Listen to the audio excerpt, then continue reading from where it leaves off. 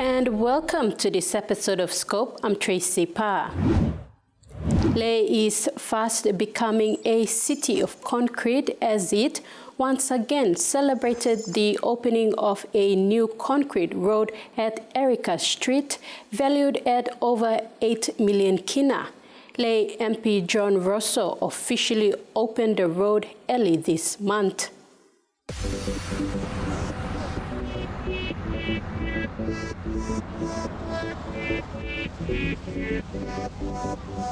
The face of Lae, PNG's industrial hub, is changing slowly but surely.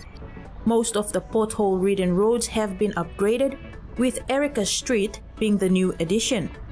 Work on the once badly deteriorated road started in September 13, 2023, and was finally concluded on March 12 this year at a cost of 8.9 million kina.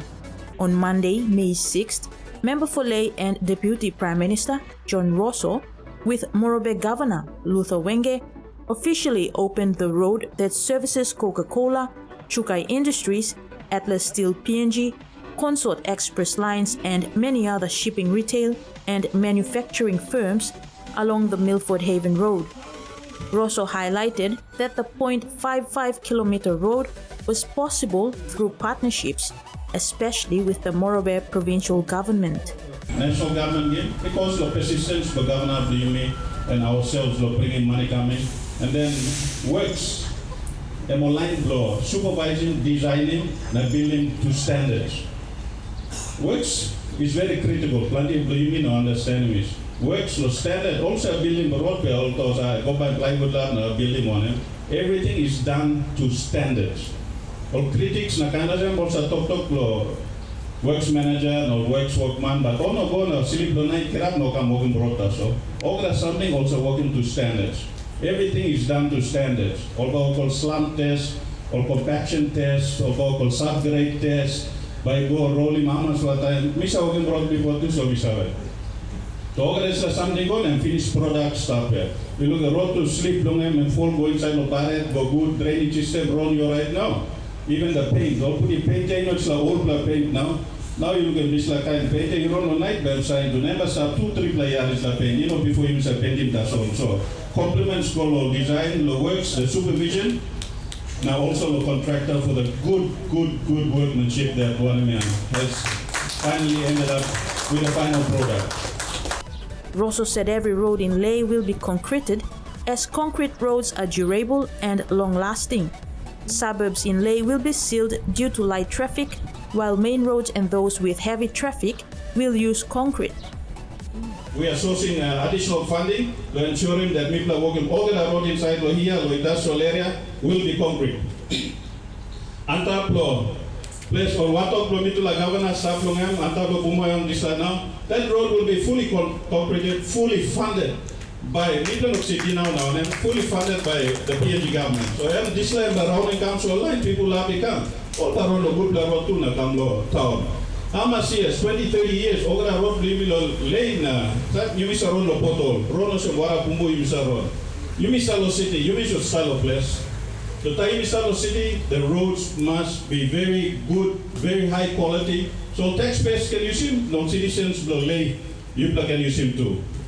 This like road now and designs the Kamkumu Bridge will be converted to a 4-lane bridge. Close to ball start construction work on them now. And works manager sit down and they are currently working on the contract. The bridge time or building time, Minobonia, Mililik Manget or building bridge. So bridge start longer time. Now we'll building 4-lane and also design a scope.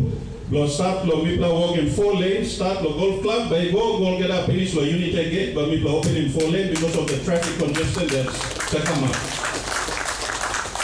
Traffic congestion but come up to this lab. Organize does something because of the good partnership work, mina kandre lo misa. Sina mat and the PNG government, the national government will be funding all these roads. Marape Provincial Works Manager Samson Apai said the Erica Street Road, just like other roads in the city, were badly damaged for many years. The Works Department would get regular requests from surrounding firms to fix it, but still, to no avail. He outlined that the concrete road has been built to the highest standard and voiced his confidence in its durability.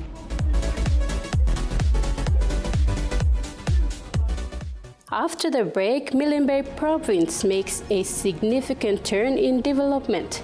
Early this month, locals in Alotau witnessed the launching of Gurney Airport Upgrade Project, a government investment that's sure to attract more good things for Milne Bay Province.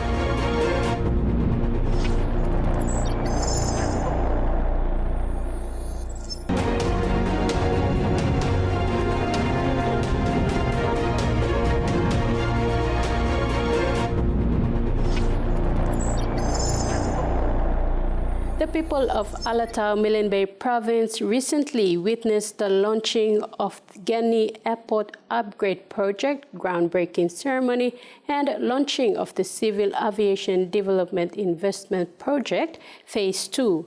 The high-level project launched at Prime Minister James Marape and Minister for Transport and Civil Aviation, Walter Schnaubelt, flew into Gurney to officiate the event.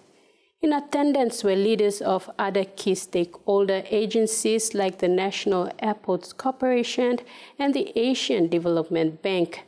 The project is not merely an upgrade of infrastructure, but on a larger and much more important scale. It is an investment by the national government and its partners to boost development initiatives for the province.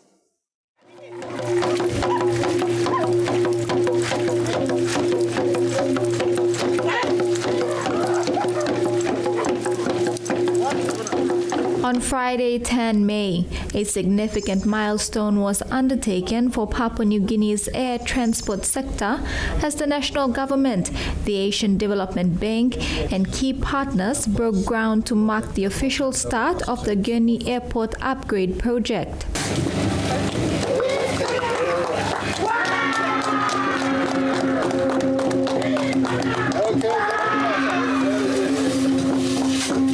The groundbreaking also coincided with the official launching of Phase 2 of the Civil Aviation Development Investment Project, an initiative of the Government of Papua New Guinea, supported by the Asian Development Bank and implemented by the National Airports Corporation.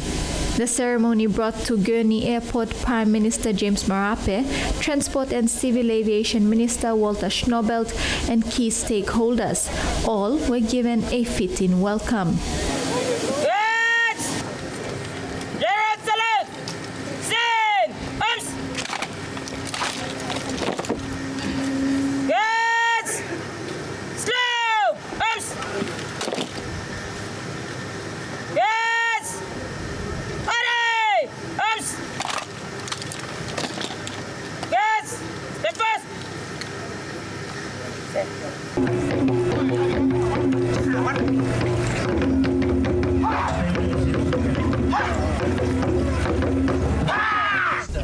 Member for Alotau, Ricky Morris, had the honor of delivering the welcome remarks.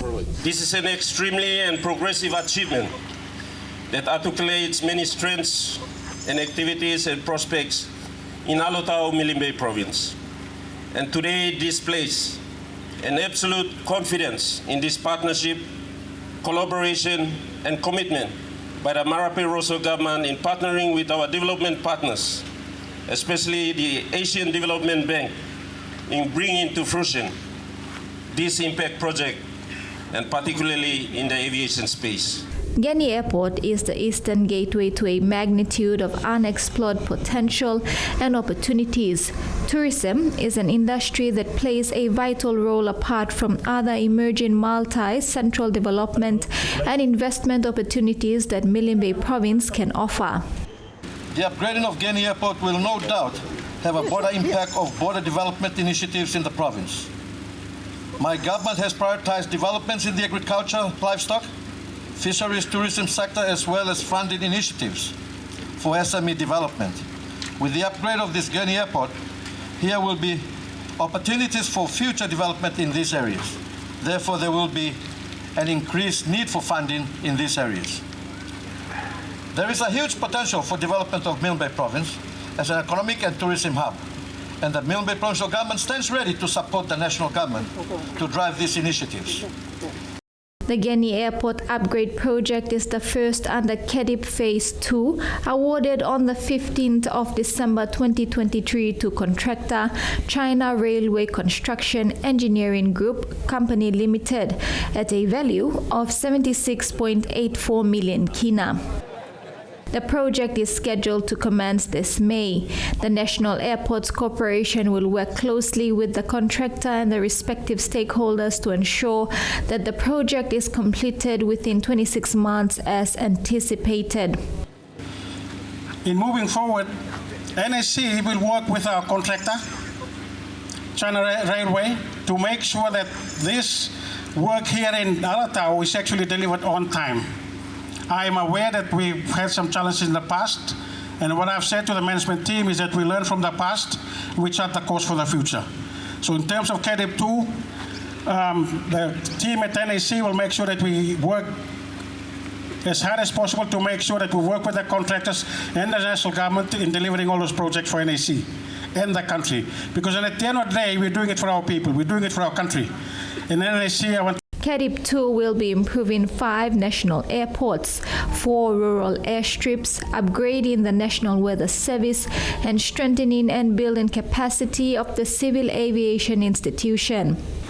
Milne Province is one of the tourism hubs in the country, and I am sure that the newly upgraded airport will make significant contribution to further tourism development in Milne Bay Province and bring sustainable growth for the people of the province. ADB is a proud development partner of the government, and we are pleased to be working not just in civil aviation space but also in different sectors. The national government's vision is to build a 200 million kina economy and create 1 million jobs to improve the lives of Papua New Guineans across the country. Transport sector is vital in achieving these goals. In the air transport, we are aiming for 48% nationwide connectivity by 2027. And I'm confident we're on track by what you're witnessing here today.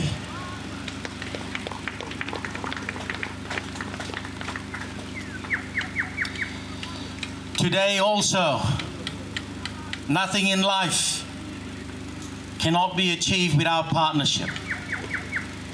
I would like to stand here today and acknowledge ADB for their continuous confidence in Papua New Guinea and Papua New Guinea government. Many donors or partnership may have reservations in the past. ADB still standing, still supporting, and still providing the support. The project is not merely an upgrade of infrastructure, but on a larger and much more important scale. It is an investment by the national government and its partners to boost development initiatives for the province. Our people deserve modern infrastructures. Papua New Guinea is blessed to be right in the face of Australia and New Zealand and in the face of West and North Asia travelers. Milne Bay, it's no secret. You have tourism products that can be used to the benefit of Papua New Guinea and Milne Bay and our people. And so this airport is targeting KEDIP 2. The first project to be launched is Milne Bay to amplify. To people here, Governor Gordon Wesley, you're not forgotten. The event also marked a significant day for NAC and the Milne Bay Provincial Government, who have signed a memorandum of agreement for the implementation of the Gurney Airport Upgrade Project. The MOA gives a clear direction on the specific roles and responsibilities of both parties during the duration of the project. Meanwhile, a separate tripartite memorandum of understanding was also signed between the NAC, the Milne Bay Provincial Government, and the PNG Fire Service. The MOU outlines the roles and responsibilities of respective institutions in addressing security and compliance at Gurney Airport.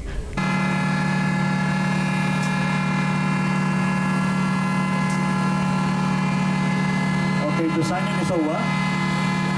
It is truly the hope that the upgrading of the Gurney Airport and the launch of KEDIP 2 will set the pace for other development initiatives for Milne Bay Province. After the break, financial literacy training, making waves among the grassroots, and stimulating economic growth in communities.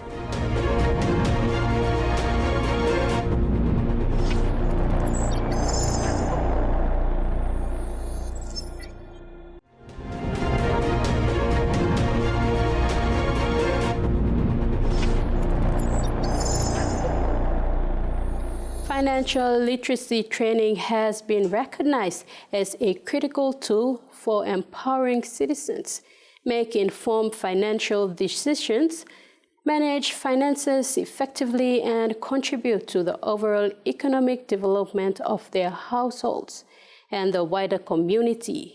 The vision of FLT encompasses several key objectives and strategies aimed at improving the financial well-being of individuals and communities across the nation. In all 6 districts of Milne Bay Province, the Provincial Commerce Office is encouraging people to participate in financial literacy trainings as a start to being pursued entrepreneurship ventures into the small to medium enterprise sector. Some centers have yet to undertake the challenge, whilst the majority are already on the roll to have the weekly FLT trainings. Government will talk also, give me politically independent finish. Economically, you mean economically, you mean so this training will come up and government agenda. One primary goal of financial literacy training in PNG is to promote economic empowerment among citizens. Equipping individuals with essential financial knowledge and skills, the government aims to enhance their ability to generate income, save for the future, and invest wisely. This, in turn, can lead to increased economic stability at both the individual and community level. But you change a house for you. But you come up agent of change the place, the house for you. Then, but community for you, but change. Province for you, but change. And me looking more same. Because this is the training you practice him, and me talk here, and ILO, and material you International Labour Organization. Also training old man lo nang pla third world country and all training mi pla tu Papua New Guinea gamam lo pla kisim kam and look sawe osen tam lo mi pla nidim se training so and put him kam na you break kisim now. In PNG, it is stated that we do not have a savings culture. Thus, people thrive on a daily basis living instead of saving a few kina for a rainy day. The FLT trainings conducted concentrate more on village savings and loans, budgeting and saving. This came about as a lesson learned from the past when the concept of having SME loans funded by the national and provincial governments injected into various banking institutions were made accessible to SME owners. Despite having a business or company name with reliable documents, this did not guarantee a thriving business because almost 90% of these SMEs never make it past the first year, leaving many default loans and bankrupt businesses. Recently in Maywalk village of Bogia district, the eager students were told to utilize the certificates that they had attained. Commerce officer and trainer Ruben Doom encouraged the participants to keep on going even if they stumble and fall during the course of starting up their businesses. You don't have to see certificate time you kisim, you're gonna put in the dust karma no guy. Maybe talk. You kisim, when something we go through the training, we go one time. Now you look him how we blow in budget, you look him how we blow in savings. Tell mama you saw how much you saw in lo table you. Lo 1 week. Inside was like 1 week you work in profit money, you saw how much by you saving blood side, how much blood for school fee, and said, what is that you start to leave money and grow now by one time? financial literacy training plays a vital role in poverty alleviation efforts in PNG. By educating individuals on topics such as budgeting, saving, debt management, and entrepreneurship, the government seeks to empower marginalized populations to lift themselves out of poverty. Improved financial literacy can help individuals break the cycle of poverty by enabling them to make sound financial decisions that support their long-term financial well-being. Another key aspect of the vision for financial literacy training in PNG is consumer protection. By educating consumers about their rights and responsibilities regarding financial products and services, the government aims to reduce instances of fraud, exploitation, and predatory lending practices. Financially literate consumers are better equipped to identify potential risks and make informed choices that protect their interests.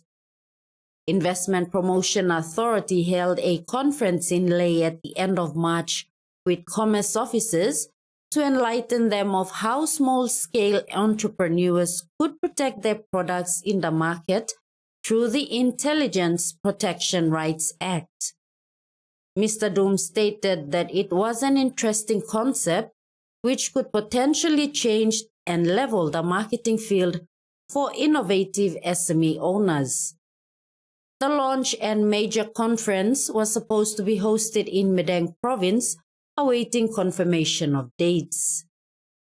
The government views financial literacy training as a critical component of sustainable development efforts in the country.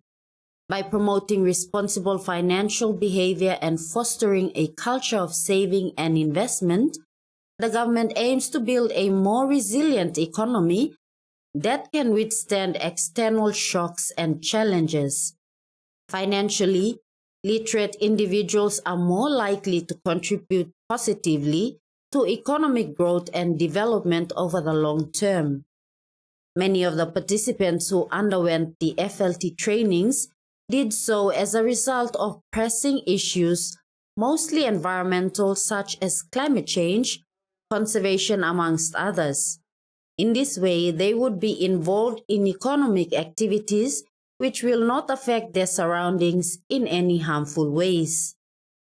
In January, Liloi village on Karkar Island in the Sumkar district graduated 67 participants who were challenged to source initiatives in the fisheries sector in order to promote sustainable development.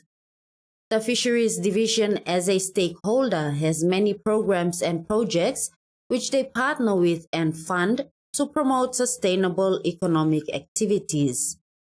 Greg Serrar, who is the Provincial Fisheries Director, is always at hand during any FLT graduations to inform graduates of the prospects available. To achieve its vision for financial literacy training, the PNG government emphasizes collaboration with various stakeholders, including financial institutions, non-profit organizations, educational institutions, and international partners. By working together towards a common goal of improving financial literacy levels nationwide, these partnerships can amplify the impact of financial education initiatives and reach a broader audience. Again, in Maywalk village in Bogia district, the area is a conservation project site facilitated by Worldwide Fund and funded by the U.S. agency International Development in the One Fish, One Future initiative. As a result, the WWF sponsored villages along the project site for FLT courses so that they can conserve and at the same time have something to fall back on. Other NGOs such as the Nature Conservancy, World Vision, and DT Global have also been very proactive in supporting locals with FLT courses. Na mipla partner mipla ka mina ose mipla wanet mipla ka mante molgeta. Work blo mipla lot training mipla also to build him capacity blo mipla. Karim you come connecting you want them service provider inside lo Medellin town, so you can survey. Naimi must talk thank you Osem Ramon Nicolem come. Now bring him look survey come inside, bring him development come inside lo one community blow you me. The vision of financial literacy training from the PNG government's perspective is multifaceted and encompasses goals related to economic empowerment, poverty alleviation, consumer protection, sustainable development, and collaboration with key stakeholders.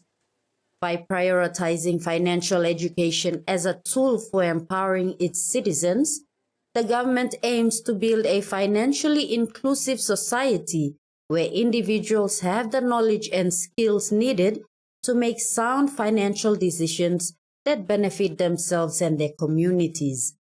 In rolling this concept forward, Medellin Governor Ramsey Pariwa has promised to pump in 5 million kina annually into MiBank for locals to access loans as a startup package. Since last year's budget was not utilized, it has been carried forward in the recurrent budget, bringing the total loan accessible to 10 million kina. The breakup now constitutes as 2 million kina each for women, youth, agriculture, Manam Resettlement Islanders, and general SME.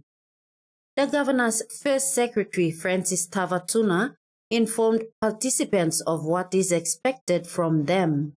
Although it may not be as advanced as other provinces, Medellin is gaining momentum in its stride towards producing certified financially educated, aspiring entrepreneurs.